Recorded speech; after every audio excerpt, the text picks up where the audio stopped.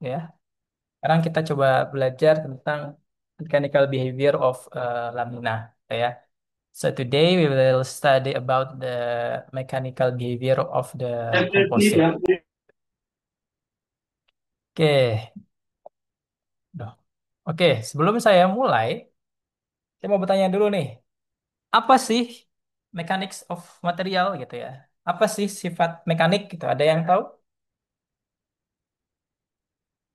Karena kan kita di sini mau membahas mechanical dari sebuah komposit. Ada yang tahu apa itu? Konten mekanik material, Pak. Iya dong. Sifat mekanik minimal lagi. Kayak eh, pengujiannya, bukan pengujian kekerasan, uji tarik, Oh, seperti uji tarik itu contohnya ya. Ada lagi? uji geser, Uji kompres, geser, stensil, bending. kompres itu berbagai macam uji ya. Ya, itu tujuannya kan untuk mengetahui sifat material. Oke. Untuk mengetahui sifat-sifat Ya, material. Sebentar, sebentar.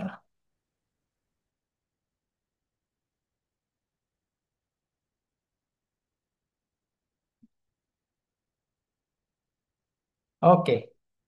Tadi siapa? Kata Aprias ya?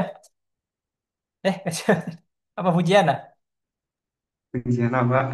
Fujiana ya. Tadi katanya sifat mekanik itu ini Pak kayak uji tarik gitu kan, kayak uji geser gitu ya. Katanya ada uji tarik, atau tensile stress atau uji geser. Tapi sebenarnya apa sih sifat mekanik itu? Ada yang tahu nggak? Ya, kita bisa tahu sifat mekanik dengan berbagai macam ujian ya. We can determine the mechanical properties of material from some testing like tensile test, shear testing, or hardness gitu ya. Tapi sebenarnya apa sih sifat mekanik ini? Gitu kan. Nah, jadi material itu pada umumnya sama kayak manusia ya. Dia juga ada sifat-sifat. Mulai dari sifat kimia, sifat fisik gitu ya, elektrik, dan lain-lain gitu ya. Nah, sifat mekanik ini ya, ini adalah respon dari suatu material ya akibat apa? Ada yang tahu? Akibat adanya apa? buat gaya luar. Akibat adanya gaya atau beban gitu ya. Gaya atau beban. Sehingga dia merespon tuh, ada yang penyok, ada yang patah gitu ya. So the properties on the material is like human ya. There are physics properties, electrical and mechanical properties.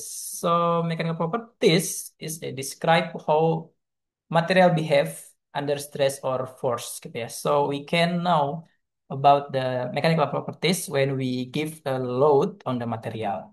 Jadi kita bisa tahu nih material itu sifat kan dari material ketika kita berikan sebuah beban. Jadi nggak mungkin kita bisa tahu, wah ternyata ini keras loh hanya dengan dilihat saja gitu ya. Tidak mungkin. Kita harus memberikan beban. Misalnya diberikan gaya pakai tangan ditekan gitu kan, kita bisa tahu kekerasan dari suatu material.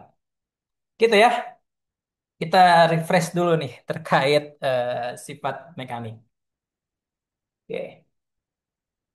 And next, selanjutnya, kenapa tadi judulnya itu Mechanical Behavior of Lamina gitu ya? Why? We call on the title we call the laminar behavior gitu ya. Because laminar is the flat of or curved flat that is composed reinforcement in the form of the fibers and matrix gitu ya. Karena lamina ini adalah sebuah lapisan tipis gitu ya. Nggak muncul lagi. Pak, mohon maaf ya gak muncul, Pak. Kenapa?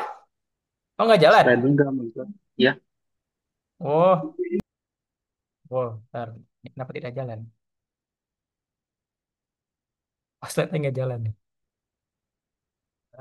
Wait, wait, wait, wait.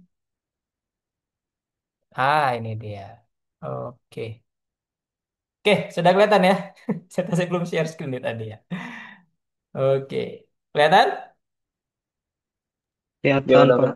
Oke, tampak. jadi lamina itu adalah seperti sebuah plat tipis gitu ya, yang isinya dia sudah ada reinforce gitu ya.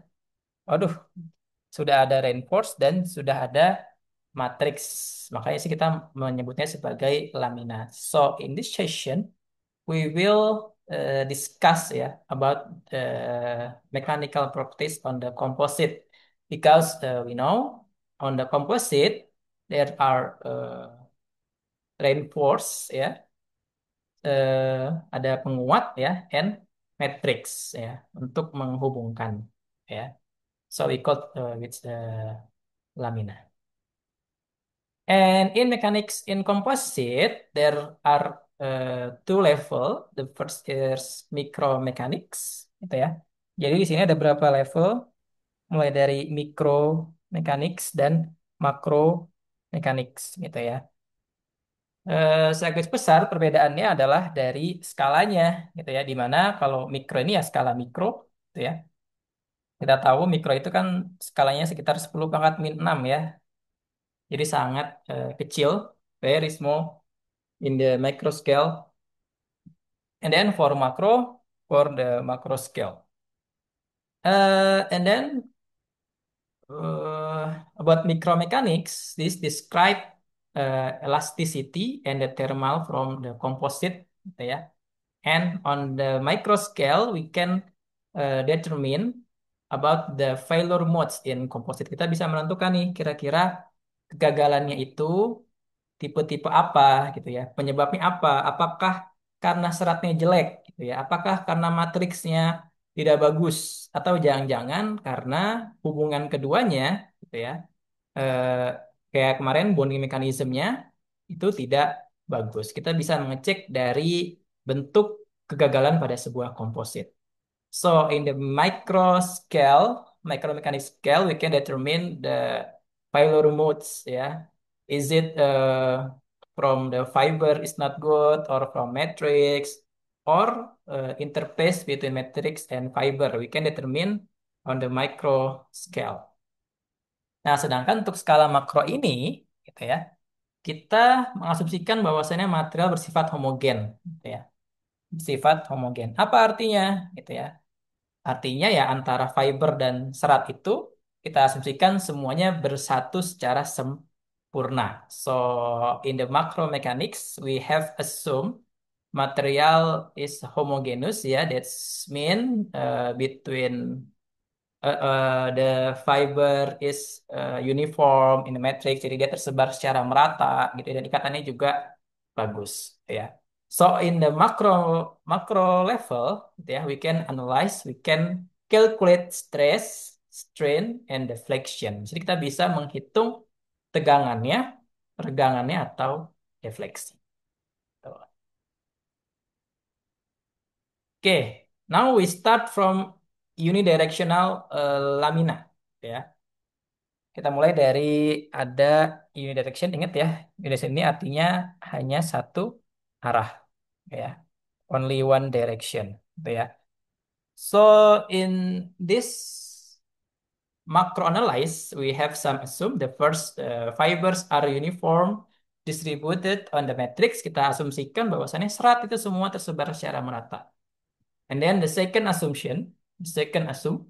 ya, the perfect bonding between fibers and the matrix. Kita asumsikan bahwasannya antara serat dan matriks ini terikat secara sempurna, gitu ya. Ini untuk asumsi saja, gitu ya. And then we have the assume on the matrix there is no voids ya. So this is very ideal ya. Ini sangat ideal sekali. Hanya untuk menentukan tegangannya gitu ya. And then the applied force ya. Jadi tegangan yang apa namanya? Nanti kalau misalnya ada sampel itu tegangannya antara tegak lurus gitu ya atau sejajar dengan seratnya. Ini yang sejajar atau tegak lurus ya. Mungkin hari kita hanya akan membahas yang sejajar saja, ya. Kemudian the lamina is initially in stress-free state. Ya, ini kita asumsikan tidak ada tegangan sisa. Ya, jadi so we have assumed there is no residual stress on the composite because we know the different coefficient thermal ya. So that's make residual stress on composite gitu ya. Karena ada perbedaan koefisien thermal pada komposit gitu ya antara serat dan matriks maka akan ada tegangan sisa. Nah, kali kita anggap semuanya tidak ada tegangan sisa ya. And then the last assume serat and matrix we analyze on the elasticity area gitu ya. Kita anggap semuanya itu masih pada area elastis gitu ya. Jadi ini asumsi-asumsinya ya. Kita asumsikan perfect semua gitu ya. Nah, ini untuk asumsikan skala makro. Oke, any question? Gak ada? Ada pertanyaan? Oke, kalau tidak ada saya lanjut gitu ya. Nah, di sini tadi kita asumsikan dari semua benda tadi ya, untuk unidirection, kita asumsikan dia mengalami benda tarik ya. We analyze ya, benda tarik tensile loading gitu ya. Nah, kemudian kita asumsikan juga karena dia masih di area elastis gitu ya. Kan kalau kalian ingat uji tarik gitu ya, area elastis kan sekitar sini ya. Ini dia daerah elastis. Jadi kita hanya membahas daerah sini saja gitu ya. Nah, asumsinya lagi, karena dia mengalami perfect bonding, karena dia mengalami ikatan yang sempurna antara serat dan matriks, gitu ya. Maka untuk area elastis kita asumsikan regangannya itu semuanya sama. Jadi antara regangan matriks, regangan fiber, ini F itu fiber, M itu matriks, dan ini C ini komposit ya. Kita asumsikan semuanya mengalami regangan sama. Oh, oke ya, artinya kalau seratnya meregang, berarti makin juga meregang dengan nilai yang sama. Gitu ya. Nah, karena kita mengasumsikan pada daerah elastis, gitu ya, maka berlakulah hukum modulus yang, gitu ya. Apa Pak? Nah, itu adalah antara tegangan dan regangan itu sifatnya linier, selalu eh, barengan, gitu ya. Artinya kalau regangan naik, tegangan juga naik, gitu. Maka di sini ada satuan, ada semacam konstanta disebut sebagai modulus. Macet-macet ya ini saya ya. Oke. Nah, jadi disebut sebagai modulus. Maka kita bisa menghitung tegangan dari fiber gitu ya dengan cara modulus kalikan dengan tegangan fiber atau modulus serat kalikan dengan regangan komposit gitu ya. Sedangkan untuk menghitung tegangan matriks itu adalah modulus kali regangan matriks dan modulus dikali regangan komposit. Oke, sampai sini ada pertanyaan dulu. So the first, yeah, we assume there are a tensile load, yeah, on the composite. The composite is unidirection, so only one fiber, gitu ya. Nah, and then the first we assume perfect bonding between fiber and matrix, so the strain is same. The strain is same between fiber, matrix, and composite, gitu ya.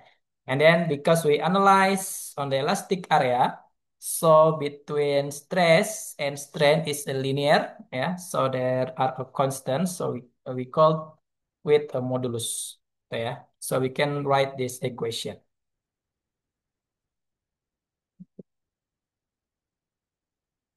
Nah, in the reality, gitu ya, matrix, gitu ya, itu biasanya grafiknya seperti ini, ya.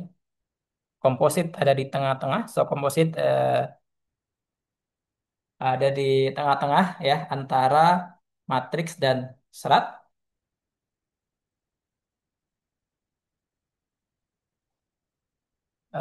Kemudian serat itu ada kekuatannya paling tinggi gitu ya. Makanya biasanya serat itu memiliki modulus yang lebih tinggi daripada matriks.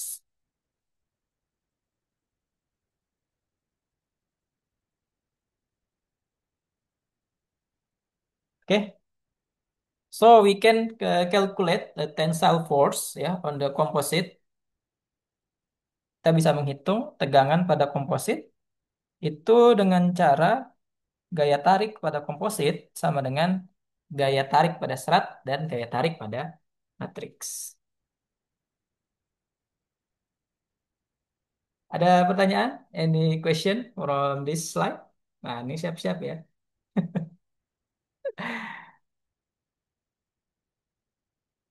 Tidak ada? Pak. Aman. Oke. Ingat ya, tadi gaya tarik komposit sama dengan gaya tarik serat dan gaya tarik matriks gitu ya. Jadi karena kita tahu di sini force itu adalah stress multiply with area ya. Bahwasannya gaya tarik itu di sini pakai P ya. Nah, P ini adalah stress kali dengan area. Maka untuk persamaan ini, gaya tarik ini kita konversi menjadi tegangan dan area ya. Maka di sini tegangan tarik pada komposit, nah dikalikan dengan area komposit sama dengan tegangan tarik serat dikalikan dengan luas serat ditambah tegangan matriks ditambah dengan luas area matriks, gitu ya. Kemudian luas penampang kompositnya kita bagi ya, jadi pindah ke sini, sehingga bentuknya menjadi seperti ini, gitu ya. Nah, karena fraksi volume pada serat adalah luas serat dibagi luas komposit ini sebetulnya sama kayak yang kemarin ya. Untuk menghitung fraksi volume, itu kan volume yang serat dibagi dengan volume komposit. Ini juga berlaku di eh, luas juga, gitu ya, luas penampang juga. Jadi fraksi volume sini adalah luas serat dibagi luas penampang. Maka untuk fraksi volume matriks, gitu ya, fraksi matriks di sini ini adalah satu min fraksi volume serat gitu ya. Karena kan fraksi volume matriks tambah fraksi volume serat itu harus sama dengan satu. Sehingga kalau satunya, kalau misalnya VF-nya udah dapet gitu ya, berarti mencari VM itu adalah satu min VF. Gitu ya. Nah, sehingga kita bisa menentukan nih tegangan tariknya itu adalah jadi seperti ini. Sehingga untuk memprediksi tegangan tarik pada komposit itu adalah tegangan serat dikali fraksi volume serat ditambah tegangan matriks ya dalam kurung satu min PF gitu ya. Nah, dari sana kita bisa merubah ya eh, apa karena semuanya nanti dibagi dengan regangan komposit, maka jadilah modulus di sini. Jadi untuk menghitung modulus komposit itu adalah modulus serat kalikan fraksi volume serat ditambah modulus matriks tambah volume matriks. Ada yang tahu nggak ini rumus apa ini?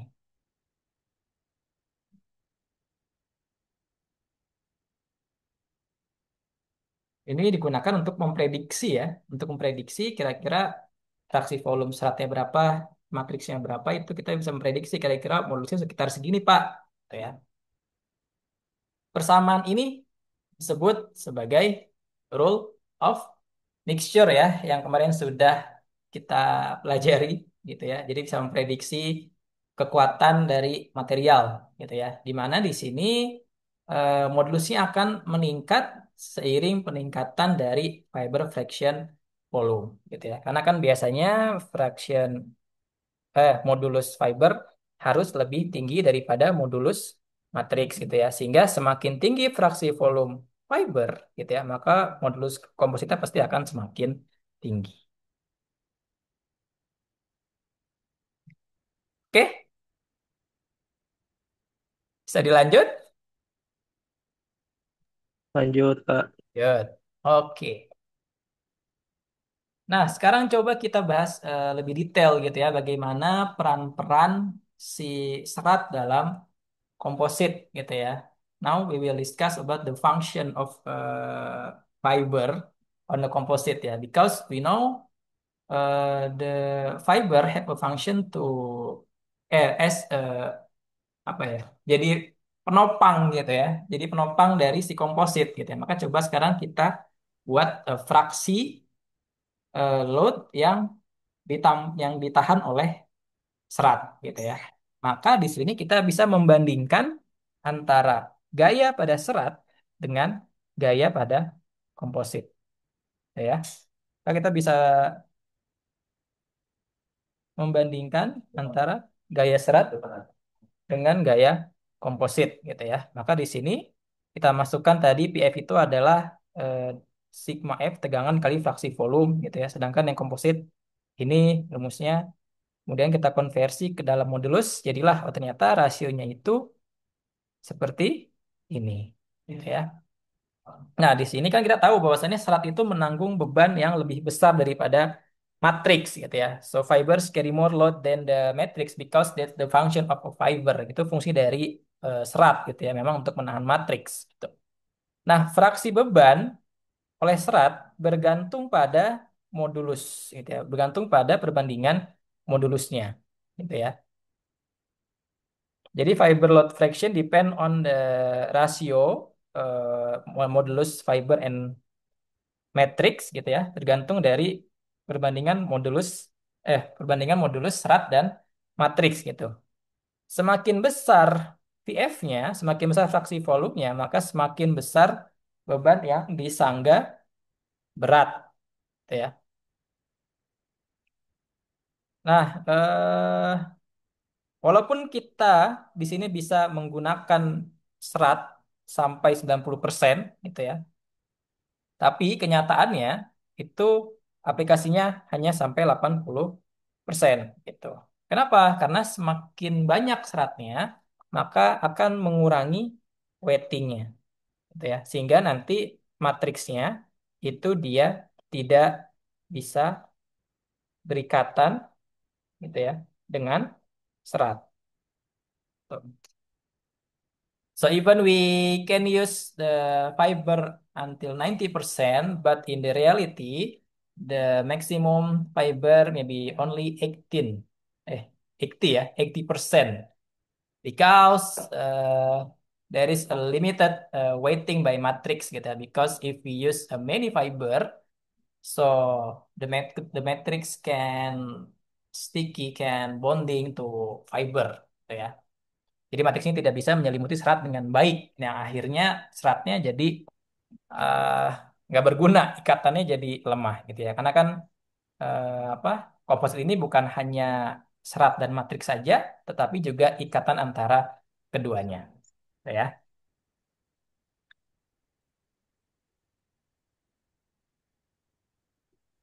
Oke, bentar, nggak mau jalan. Oke, sekarang contohnya di sini ada dua buah komposit ya. For example, there are two fiberglass composite with epoxy resin, jadi menggunakan resin epoxy yang memiliki fraksi volume 10% dan 50% gitu ya. Modulus elastisitas dari serat kaca 72, ini contoh aja ya, Giga Newton per meter atau GPa gitu ya. Sedangkan matriks epoksi ini memiliki modulus 3,6 GPa. Hitunglah kira-kira berapa persen beban tarik total yang disangga oleh serat gitu ya. So in this case the question is calculate percentage of total tensile load carried by fiber ya. Oke. Kita tahu di sini apa ada modulus dari si serat kaca ya. Kemudian ada modulus dari si resin, ada modulus matriks, ada modulus serat gitu ya. Maka kalau kita bandingkan di sini gitu ya. IF dibagi dengan IM, nah sama dengan 72 dibagi 3,6 gitu ya. Atau apa 20 ya?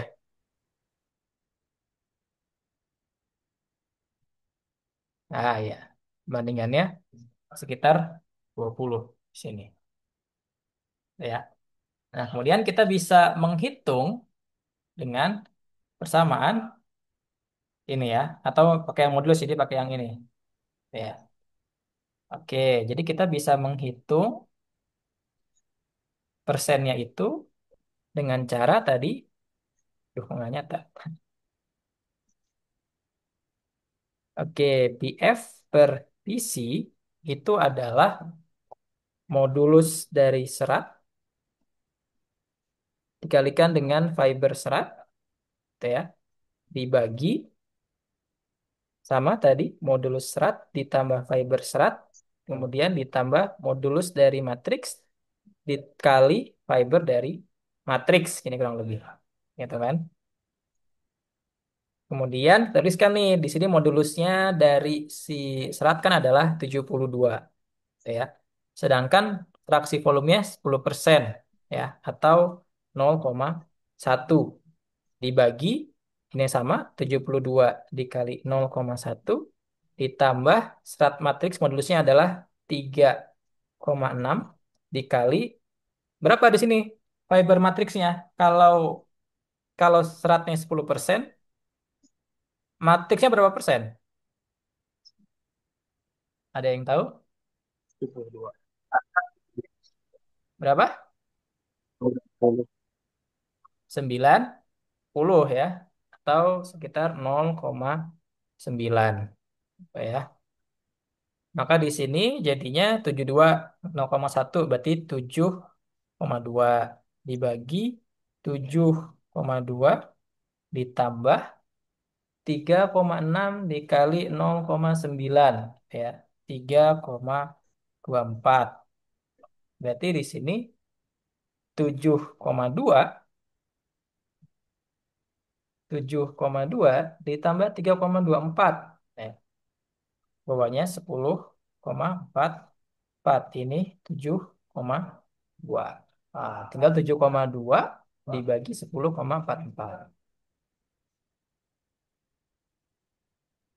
Nah, ya, dapat di sini sekitar 60, oh sorry, 0, hapus dulu, 0,689 gitu ya, atau sekitar 69%.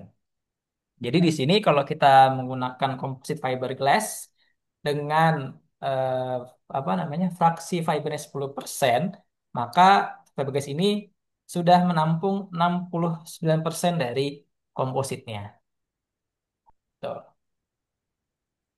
Sekarang kalau 50% gimana? Ada yang mau nyoba?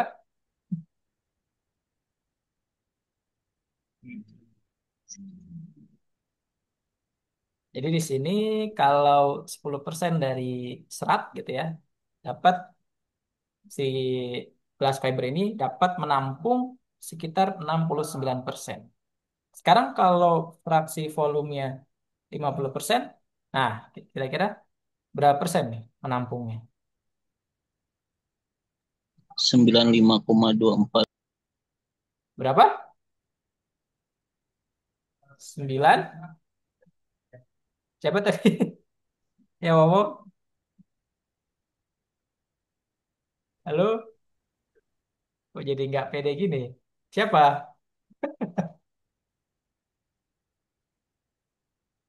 Siapa? Ini apa suara saya hilang ini? Halo? Halo Pak. Iya, berapa jadinya nih?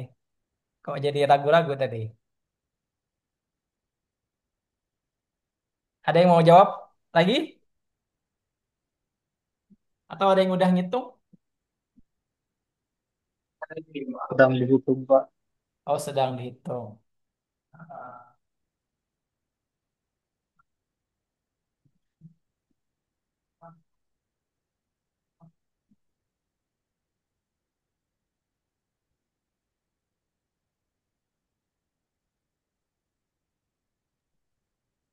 90%. Berapa? 95,2. 95%. Ya.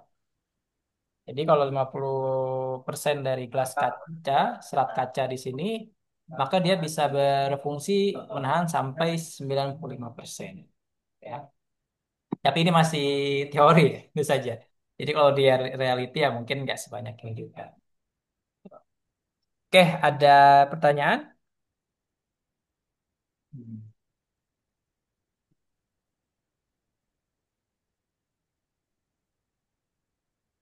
Nggak ada? Oke, kita lanjut ya. Jadi itu terkait perbandingan solid state ratio ya, percentage uh, how much the fiber can inhibit ya, inhibit load on the or carry load on the composite gitu ya. So for 15% fiber can carry load until 1995 95% percentage ya. Oke, next.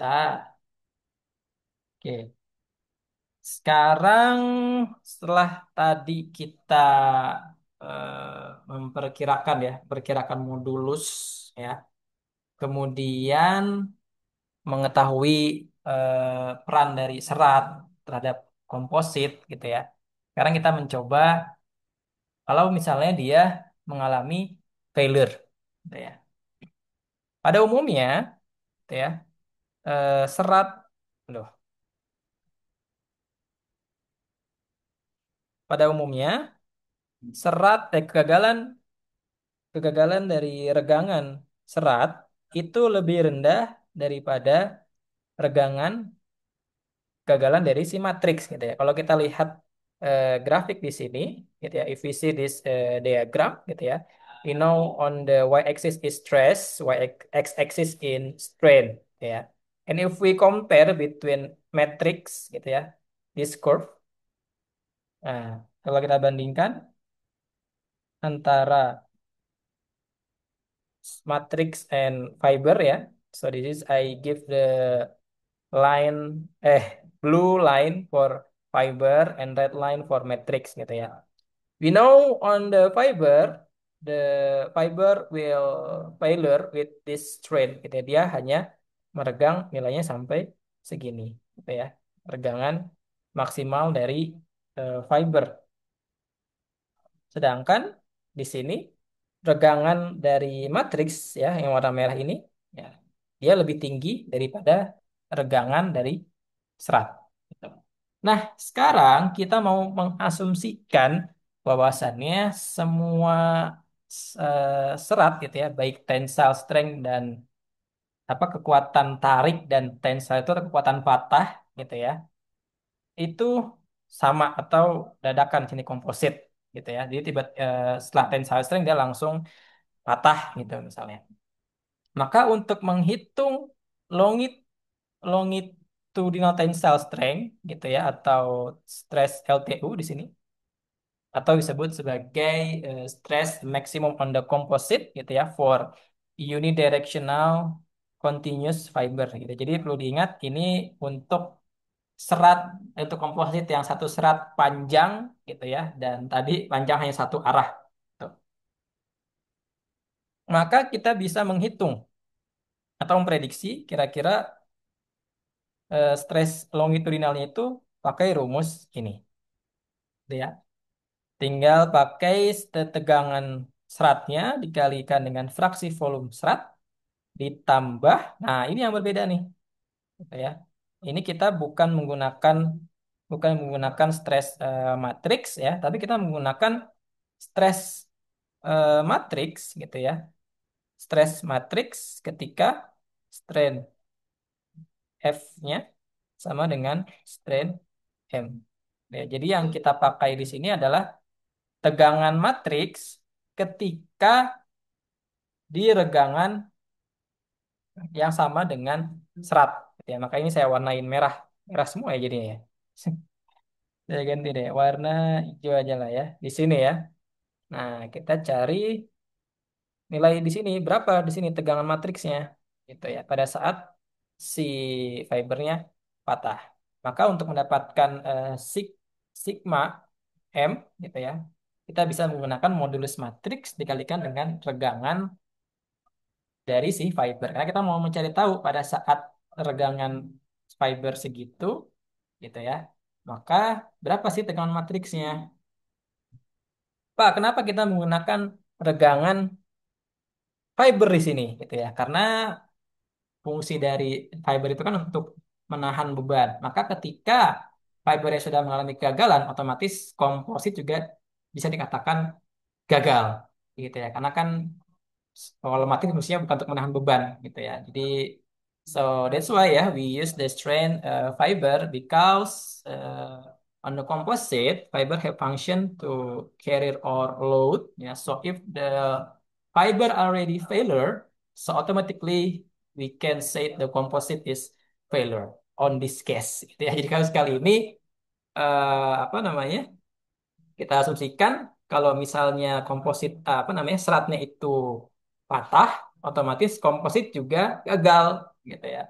Walaupun nggak detailnya nggak seperti itu ya. Ada kadang matriks yang lebih kuat, lebih ulet gitu ya. Tapi di sini case-nya adalah ketika serat matriksnya itu patah, maka otomatis komposit juga patah. Oke, ada pertanyaan sampai di sini?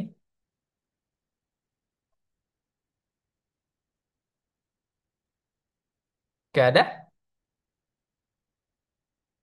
Oke, next Belum ada ya. Pak. Oke. Oke, sekarang kita bahas tentang critical fiber, apa namanya? Fraction fiber, gitu ya. For effective reinforcement of the matrix, that is for stress longitudinal more than stress matrix, gitu ya. Jadi kan untuk matriks yang kuat, kita mau nih bahwasannya tegangan komposit itu harus lebih tinggi daripada tegangan matriksnya, gitu. Misalnya kalian pakai, Pak, saya pakai epoksi, gitu ya. Nah, ini katakanlah dia memiliki yield strength berapa ya? 40 MPa misalnya. Misal ya, ini yield strength 40 MPa. Nah, kita buat komposit nih. Komposit ya, katakanlah seratnya ya apa ya? Misalnya serat A lah, saya nggak tahu serat apa gitu kan. Nah, pasti kita mau setelah jadi komposit ya, ini yield strength-nya atau ini contohnya tadi yield strength ya. Atau jangan di strength deh, tensile, tensile. Saya ganti aja deh kekuatan tariknya. Ah, tensile strength-nya itu pasti maunya lebih dari 40 gitu ya. Karena kalau misalnya tensile strength-nya kurang dari 40 berarti dia tidak efektif. Berarti seratnya nggak ada gunanya gitu ya. Ah, ya. So for critical fraction volume fiber ya, we if you want know the effective reinforcement from on the matrix gitu ya. We know the stress of composite ya is more than stress matrix gitu ya. So for example, if you use the epoxy ya, let's say epoxy have the tensile strength of 40 MPa. So if you make a composite, for example, use the fiber A ya. So you want the stress composite is more than 40 gitu ya. Jadi pasti maunya tensile strength itu lebih dari 40 MPa ya.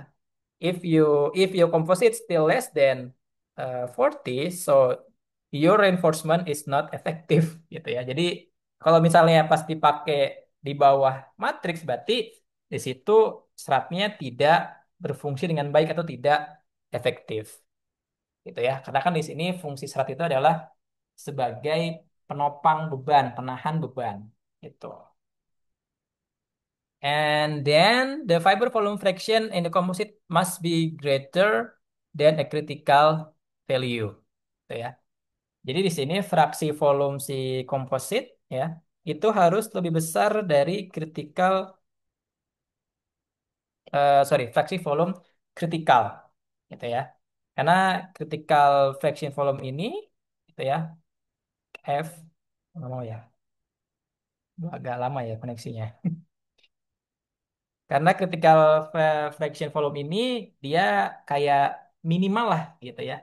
Minimal, bukan minimal deh, ngepasnya gitu ya. Ini titik di mana stres kompositnya itu sama dengan stres matriks gitu ya. So this critical fiber volume fraction is calculated when you setting stress composite is equal to stress matrix ya. So you can determine critical PF with this equation. Gitu ya. Nah, jika fraksi volume serat atau VF itu lebih kecil dari eh, VF kritikal, maka komposit belum memberikan penguatan yang efektif gitu ya. Karena kekuatannya pasti di bawah, karena kekuatan tariknya pasti di bawah. Ini salah ya. Ini harusnya matriks ya. Apa sini? Oh, MU. Kalau ini sebut-sebut juga MU di sini ya. Matrix ultimate ya. Nah, jadi di sini harus kita rancang, we design the fraction volume more than fraction volume critical ya. Nah, and then next, setelah serat patah, maka yang berperan menahan beban adalah matriks gitu ya. Jadi di sini pada saat seratnya udah selesai patah, si seratnya udah nggak berfungsi, maka yang menahan beban adalah matriks. So we can use this equation ya. Jadi di sini kita ganti nih ya. Di sininya pakai yang VM dan stresnya juga stres matrix. Sehingga untuk menghitung minimal fraksi volume serat adalah ini. Gitu ya. Nah, ini kalau kita gambarkan ya, the effect fraction volume. So for the x-axis it's the fraction volume, the y is the stress gitu ya. Kalau misalnya kita kita menggunakan fraksi volume di bawah TF minimum, maka yang terjadi kegagalannya adalah multiple fractures of fiber. Yang terjadi adalah kegagalan multiple pada serat gitu ya. Tapi kalau kita menggunakan VF ya atau fraction volume pada komposit lebih dari minimum, maka yang terjadi adalah single fracture gitu ya. Bedanya apa, Pak? So different single fracture occurs when there are enough fiber and composite fails suddenly after the fibers break. Gitu ya. Jadi dia kalau yang single fracture ini dia pasti tarik gitu ya, nggak ada apa-apa, tiba-tiba dia langsung patah gitu ya, karena dia sudah terikat dengan baik gitu ya.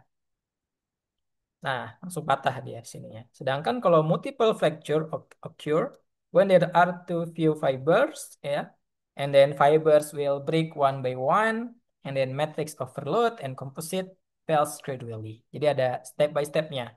Gitu ya, kalau misalnya multiple fracture fiber ini biasanya karena seratnya terlalu sedikit gitu ya, dia akan patah satu persatu gitu ya, kantor satu persatu, kemudian matriksnya udah nggak kuat lagi menahan, hingga kompost akan gagal secara bertahap.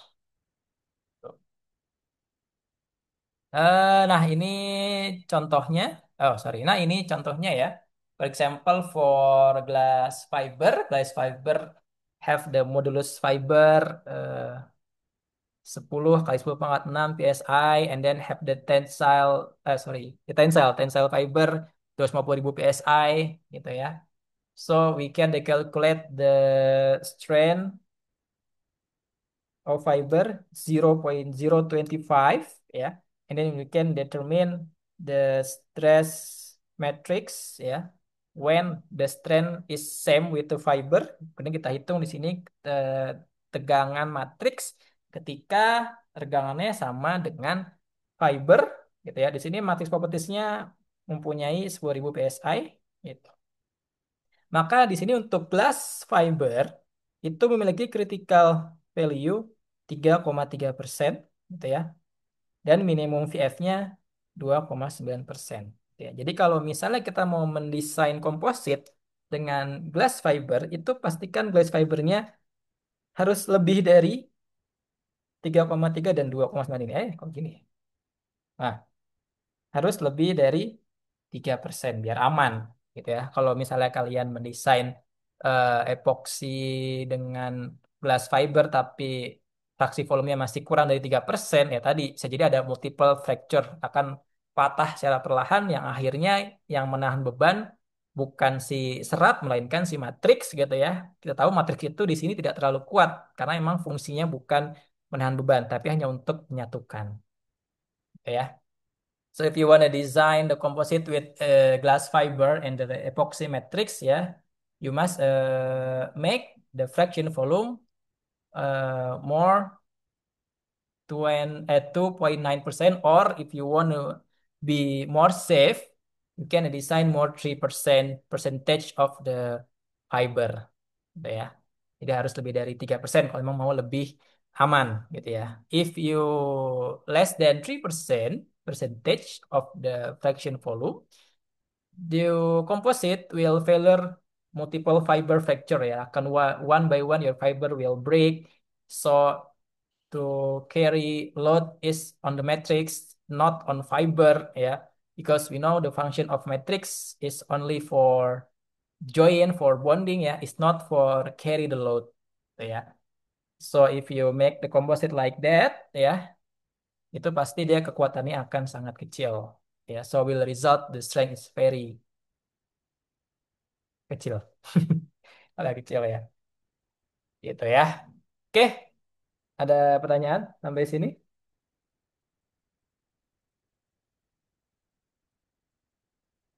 Bisa dilanjut?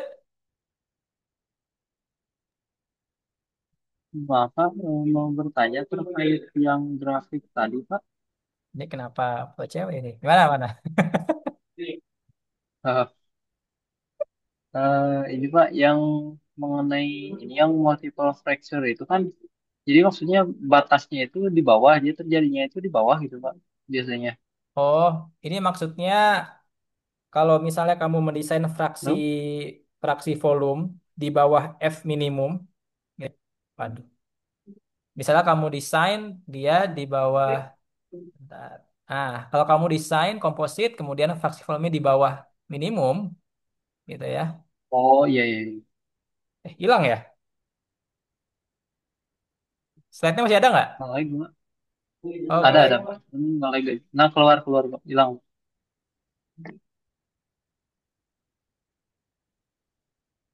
Bentar ya.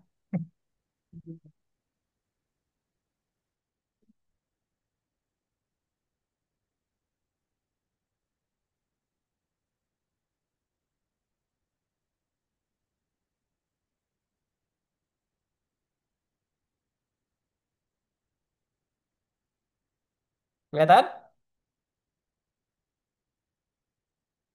Masih begini ya. Ntar saya ganti mode dulu.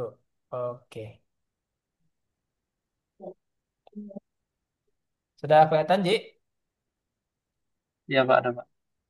Nah, jadi tadi ini tuh kalau misalnya kamu mau bikin komposit, tetapi fraksi volume seratnya lebih kecil dari yang minimal, gitu ya. Misalnya minimalnya tadi 3% atau 2,9 lah ya. 3% misalnya. Kemudian kamu mau bikin glass fibernya sekitar 2%, gitu. Maka otomatis kegagalannya itu akan seperti ini, multiple fracture fiber gitu ya. Maka satu persatu seratnya itu akan putus gitu ya. Yang akhirnya yang menahan beban malah si matriks bukan si seratnya. Gitu. Matrix ya. Jadi ini lebih ke areanya aja. Kalau kamu desain fraksi volumenya lebih kecil dari minimum gitu ya, maka akan mengalami kegagalan multiple fracture of fiber gitu ya. Akan seratnya patah satu persatu. Beda kalau kamu desainnya lebih dari fraction volume minimum gitu ya. Dia kan karena panjang gitu ya, banyak gitu. Makanya dia akan langsung patah berbarengan stack gitu, single fiber aja.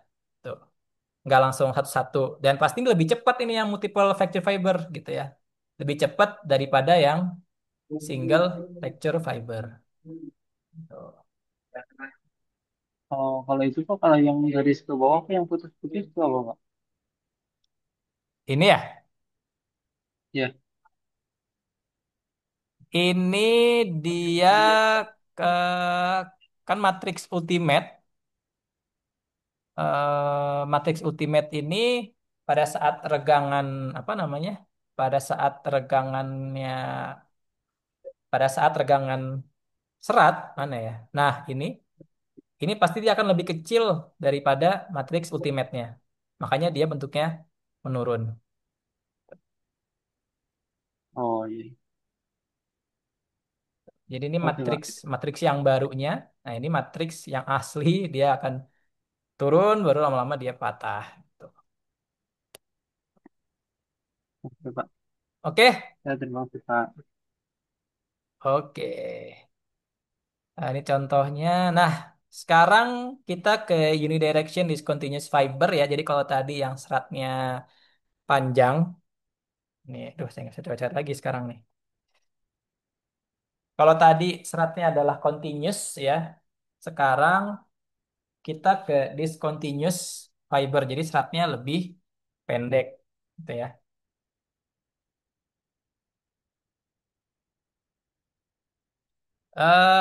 Nah, pada serat yang pendek, so in this case we will discuss about the short fiber ya, not continuous because if continuous is for long fiber, now about the short fiber. Nah, makanya bentuk dia kayak gini, gitu ya. Nah, kemudian same ya, we give a tensile stress ya, kemudian kita tarik gitu ya dari kedua sisi kan uji tarik gitu ya. Nah, kalau kita mau membahas tegangannya, ini kan bisa menggunakan teori keseimbangan gitu ya. Nah, kalau di sini itu lebih lebih kompleks lah ya daripada yang continue gitu ya. Di sini dia ada tegangan ini, tegangan fibernya gitu ya. Kemudian ada tegangan internal dari si fibernya. Kemudian ada tegangan geser antara serat dan matriks gitu ya. So that's why this is more complex, but maybe uh, saya akan bahas dengan cepat aja gitu ya. Kemudian dapatlah persamaan ini gitu ya, yang berasal dari persamaan keseimbangan. Pi per 4 ini kan dia luasnya ya, luas penampang dari seratnya, ini juga luas penampang dari seratnya. Nah, kalau ini kan dia luas penampang antara serat dengan matriks gitu ya. Makanya terjadi shear stress gitu ya. Kemudian di sini kalau kita lihat ada kok hilang. Oh, oke. Ada Pi per 4 df kemudian sigma F kemudian dikurangi dengan Pi per 4. Ini sama ya, jadi saling mengurangi, jadi nanti ini akan hilang. Tuh. Sehingga nanti bentuk sederhananya akan menjadi seperti ini. Ya, D delta F ya, delta sigma F, tegangan dari fiber dibagi dengan dx perubahan panjangnya,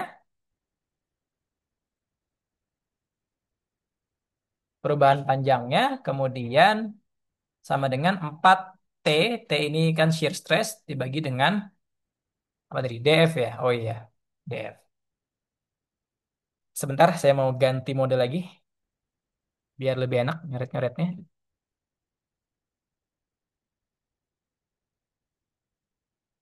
Oke.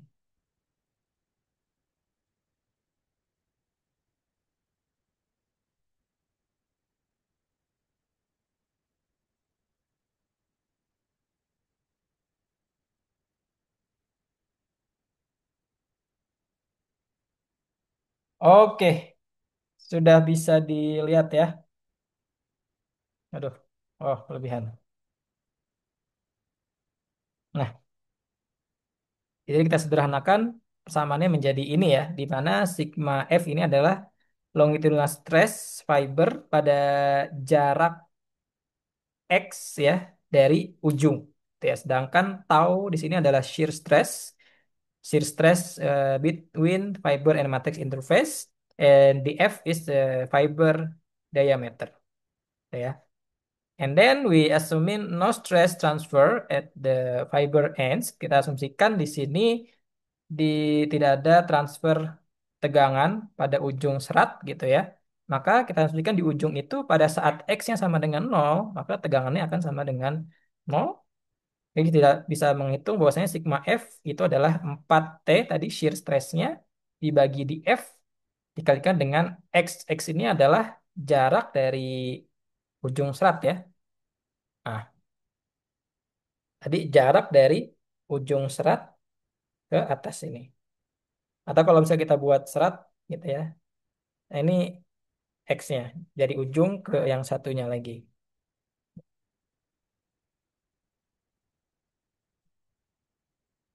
Maka di sini maksimum force itu terjadi pada saat di tengah gitu ya. Pada saat dia di tengah-tengah maksimum force-nya terjadi. So, kemudian ketika X-nya adalah LT per 2 atau kalau kita lihat distribusinya gambarnya kurang lebih seperti ini gitu ya. Yang menandakan bahwasannya kalau misalnya ada serat panjang, tuh, maka tegangan tertinggi terjadi pada tengah-tengahnya gitu ya dibandingkan dengan yang pinggirnya tegangannya akan lebih kecil gitu ya. So, the IT is the minimum fiber length. Jadi syarat dari panjang minimalnya. Di sini kita bisa menentukan panjang kritis dari si fiber ya, sama seperti sesi yang pertama, or we call with the critical length fiber ya, simplify ya. Directly we can change become the LC ya, critical fiber length. Kalau misalnya panjang LC lebih kecil, ya, sorry, misalnya panjang serat ya, length fiber less than LC, critical fiber length, maka the maximum stress may never reach the ultimate fiber strength. Kalau misalnya panjang seratnya lebih kecil daripada eh, panjang kritikalnya, maka tidak akan mencapai titik serat maksimum nih, ke gambar ini. Ya, dia tidak akan terjadi panjang maksimalnya. Jadi tidak mengeluarkan potensi dari si serat.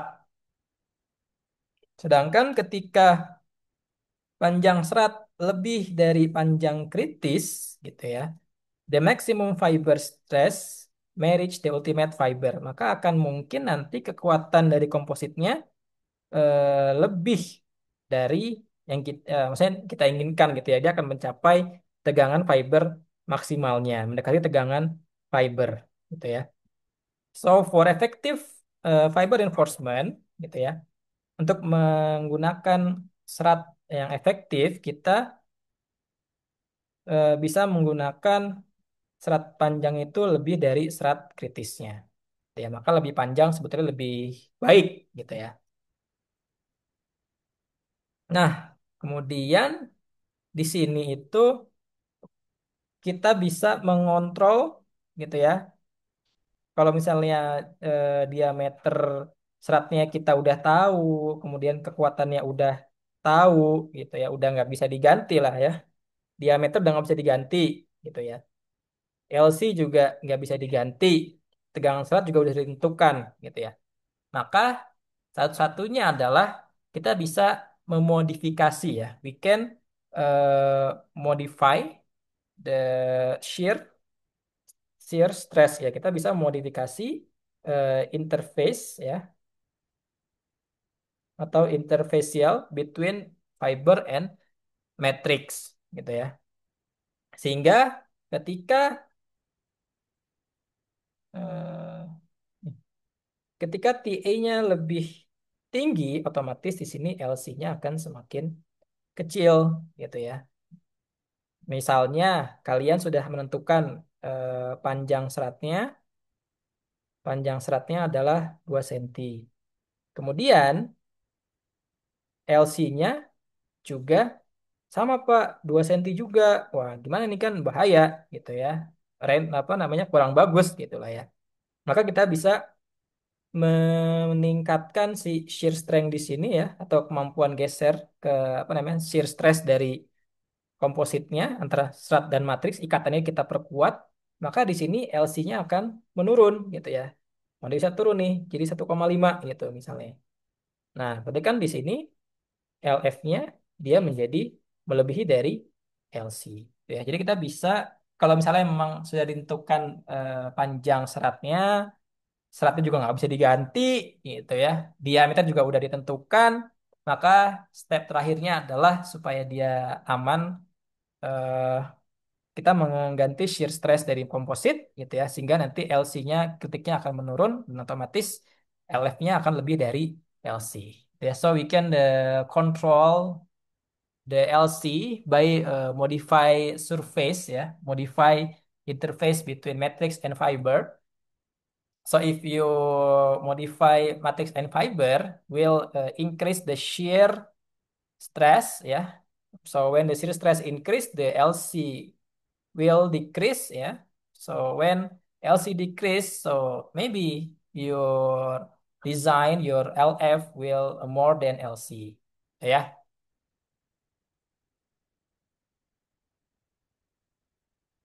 Nah, ini contoh grafiknya the effect fiber length and the critical length gitu ya.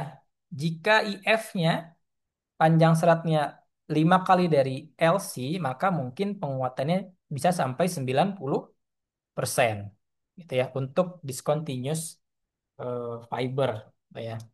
Ini misalnya X-nya adalah panjang serat ya, fiber length, and this is the strength ya or stress, composite strength.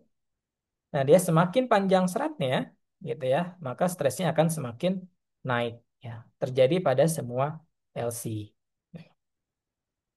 Misal di sini LC-nya 10,2, ya. Berarti kan sekitar sini ya, 10,2. Kalau kita lihat, ya ini sekitar ratusan ya. Ini kan 100 MPa ya, 100 MPa. Nah, kalau dia 5 kalinya, berarti kan 10,2 dikali 5 atau sekitar 51. Nah, di sini kan. Nah, dia,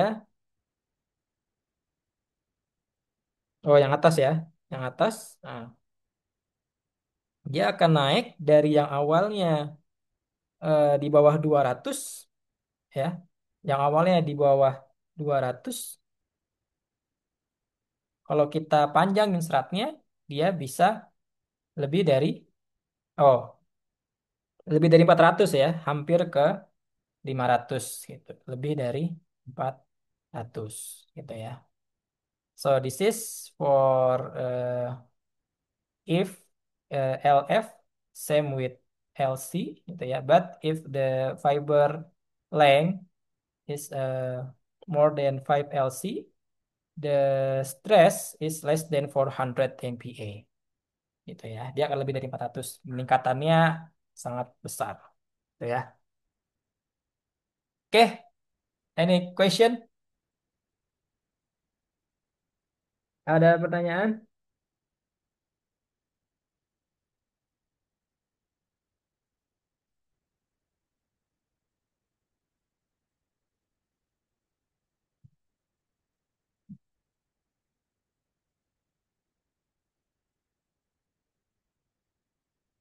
Lanjut. Lanjut, Pak. Okay, so that's about the micro ya. Now we will discuss about the micro failure modes in longitudinal tension gitu ya. Jadi on the micro scale we can now about the apa namanya failure modes ya. Kita bisa tahu kegagalannya kira-kira seperti apa gitu ya. So for example ya, this is the sebelum seratnya patah gitu ya. So this is about the distribution stress gitu ya. Nah, kita lihat di gambar A ini sebelum dia serat 3 patah itu distribusi tegangannya merata gitu ya. Tegangan tariknya itu hampir seragam, almost uniform gitu ya. But after fiber tree fracture gitu ya. Ini tegangan yang dialami oleh fiber tree. Nah, sedangkan ini tegangan yang dialami oleh fiber 2 and 3. Gitu ya. Setelah serat 3 patah, maka tegangan di serat itu akan turun ke nol, gitu ya. Di bagian sini karena dia patah akan langsung ke nol, maka akan menyebabkan redistribusi, ya. So cause the stress distribution akan terjadi lagi pembagian tegangan, gitu ya, dan akan berbagi ke serat yang dekatnya atau tetangganya, gitu ya. Maka otomatis neck boring fibers, for example, the neck bore is fiber 2 and fiber 4 will increase, ya. Dia akan mengalami kenaikan tegangan, will increase the stress. So this is the potential for fracture too, gitu ya. And then the inside the fracture fiber tree, tegangan kembali naik perlahan dari nol ke nilai lalu sepanjang LC per 2 dari ujung patah, gitu ya. Karena dia sudah menjadi dua serat yang berbeda, gitu ya. Maka otomatis di sini kayak discontinuous lagi, gitu ya. Kayak serat discontinuous, artinya ini akan menahan lagi, ini juga akan menahan lagi, gitu ya. Nah, itu akan jadi secara berulang.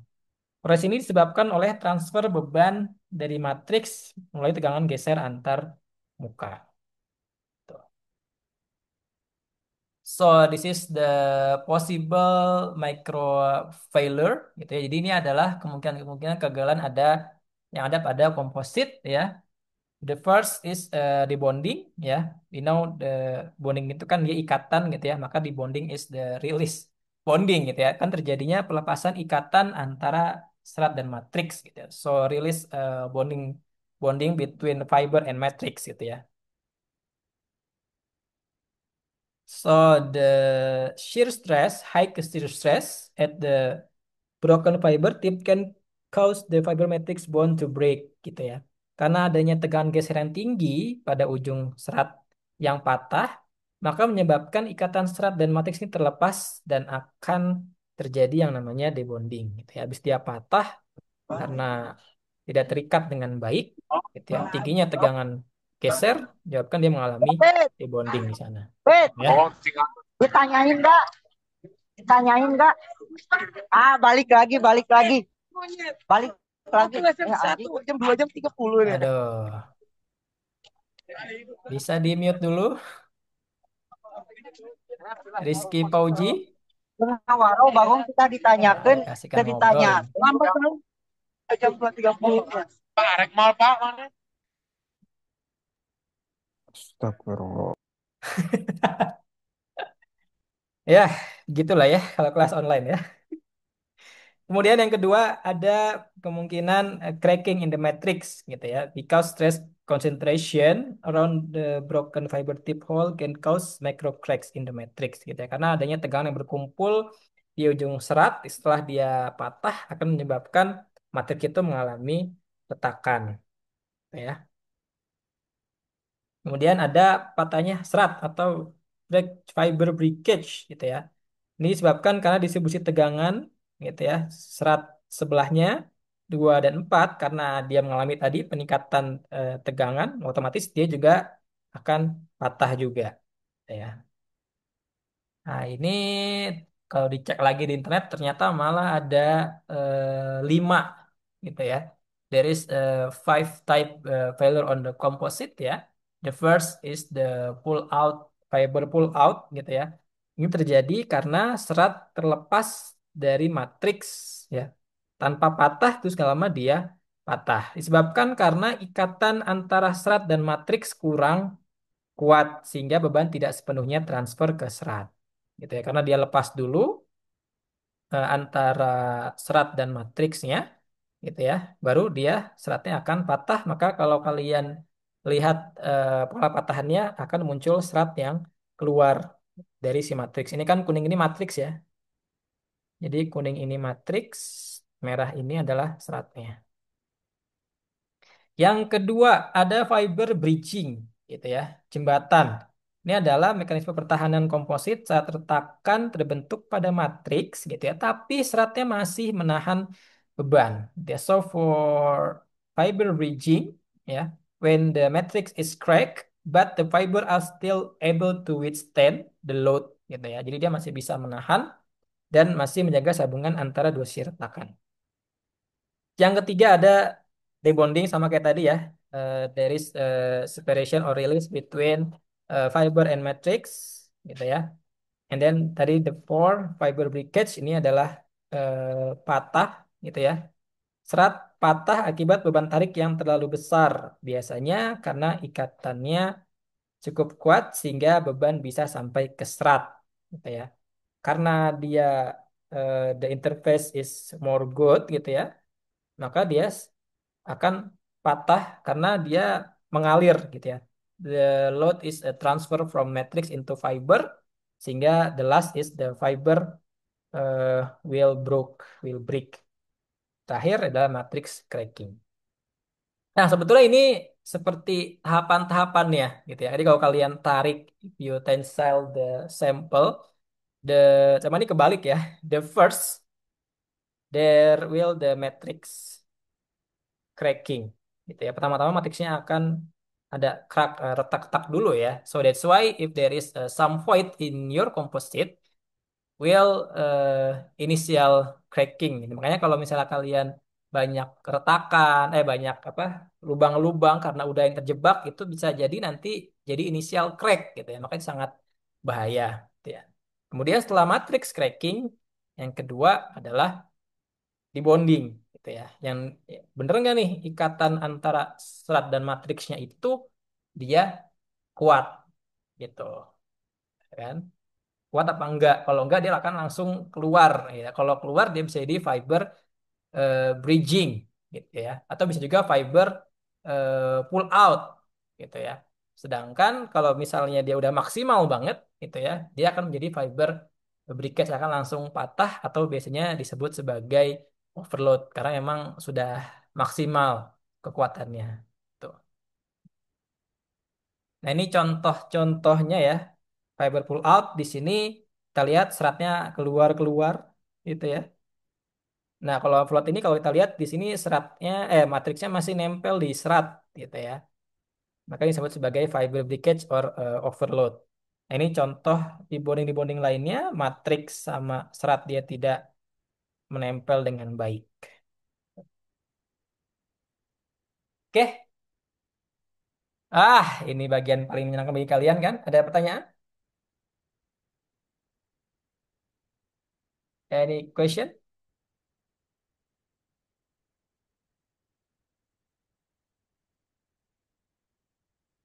Kalau nggak ada, saya mau absen dulu ya.